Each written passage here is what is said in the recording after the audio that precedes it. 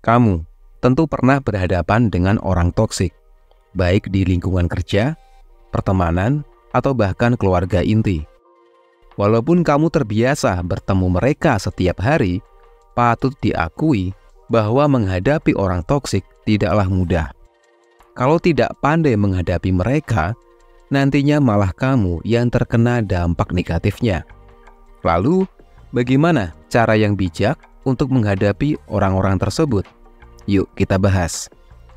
Orang-orang toksik biasanya dicirikan dengan sikap manipulatif, penuh dengan drama atau sering berpikiran negatif. Jika kamu punya teman, rekan kerja, pasangan, atau anggota keluarga dengan karakter tersebut, mungkin kamu sedang terjebak dalam hubungan yang toksik. Namun, kamu tidak perlu khawatir. Dengan mengikuti tips-tips yang akan dijelaskan, kamu bisa terhindar dari drama serta menjalani kehidupan yang lebih tentram. Yang pertama, kenali dan pahami perilakunya. Perilaku toksik tidak selalu tampak gamblang.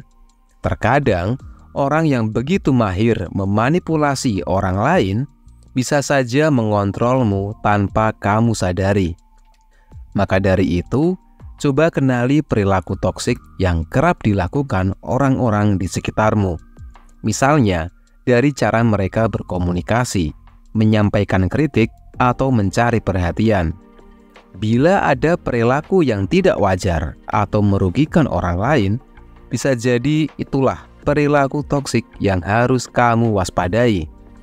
2. Abaikan perilaku orang tersebut.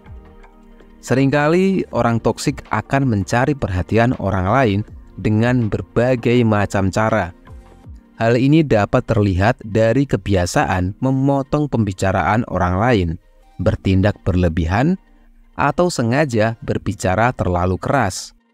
Cara paling ampuh untuk menghadapi orang toksik dan ingin selalu menjadi pusat perhatian adalah dengan tidak memedulikannya. Bahkan, jika orang tersebut sudah mulai berulah, ada baiknya kamu dan orang-orang di sekitarmu mulai ambil tindakan dengan tetap tidak memedulikannya. 3. Jangan memaklumi perilakunya. Apakah kamu pernah memaklumi atau membiarkan orang lain melakukan perilaku buruk terhadap dirimu? Misalnya, setelah kamu menghadapi orang dengan kelakuan yang toksik, kamu berkata, "Dia pasti tidak bermaksud berkata begitu. Mungkin dia sedang emosi." Atau, "Mungkin dia tidak sadar perbuatannya salah. Kalau diingatkan, pasti dia akan mengerti kok."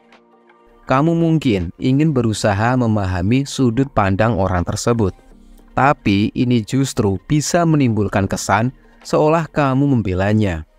Jadi, jika kamu yakin bahwa seseorang yang kamu kenal menunjukkan sikap toksik, kini waktunya kamu mengikuti kata hati dan tidak lagi memakluminya. Dengan terus-menerus menyangkal kata hatimu, itu berarti sama saja kamu membenarkan tindakan orang toksik tersebut. 4. Jangan merasa rugi jika harus menjauhi. Cara lain dalam menghadapi orang toksik adalah buang jauh-jauh pikiran bahwa kamu akan rugi atau merasa kehilangan saat menjauhi orang tersebut. Ketakutan tersebut dilansir dari laman Cleveland Clinic. Disebut juga dengan sunk cost fallacy. Sunk cost fallacy merupakan kesalahan berpikir yang muncul ketika kamu merasa sudah menginvestasikan sesuatu pada seseorang.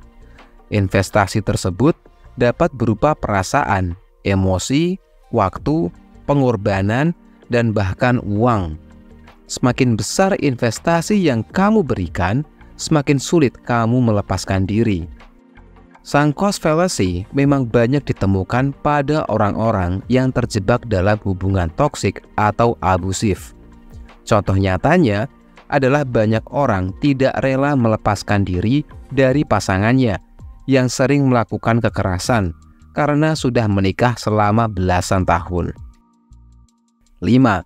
Hindari orang yang terlalu sering mengasihani diri sendiri. Tips lain ketika sedang menghadapi orang toksik, adalah kenali tanda-tanda mengasihani diri sendiri atau self-pity pada orang tersebut, lalu usahakan untuk menghindarinya. Mungkin kamu sudah hafal bahwa salah satu karakteristik orang toksik adalah pandai bersandiwara dan manipulatif. Seringkali mereka melepaskan diri dari tanggung jawab dengan mengasihani diri sendiri. Contohnya, temanmu pernah berutang kepadamu. Ketika kamu akan menagih utang tersebut, temanmu akan mencari-cari alasan yang memposisikan dirinya sebagai korban. Mereka mungkin bersikeras dengan mengatakan belum mendapat pekerjaan karena tidak ada dukungan dari orang-orang sekitar dan sebagainya. Orang-orang yang sering memposisikan diri sebagai korban dan mengasihani diri sendiri cenderung tidak melakukan perubahan apapun untuk memperbaiki hidupnya. 6. Introspeksi diri. Dalam menghadapi orang yang toksik, kamu juga harus rajin introspeksi diri. Bisa jadi sikap toksik tersebut muncul karena kamu juga memiliki perilaku yang sama. Bila perlu, mintalah bantuan orang lain untuk mengevaluasimu. Tanyakan teman-temanmu, rekan kerja, dan pasanganmu terkait sikap yang perlu kamu perbaiki.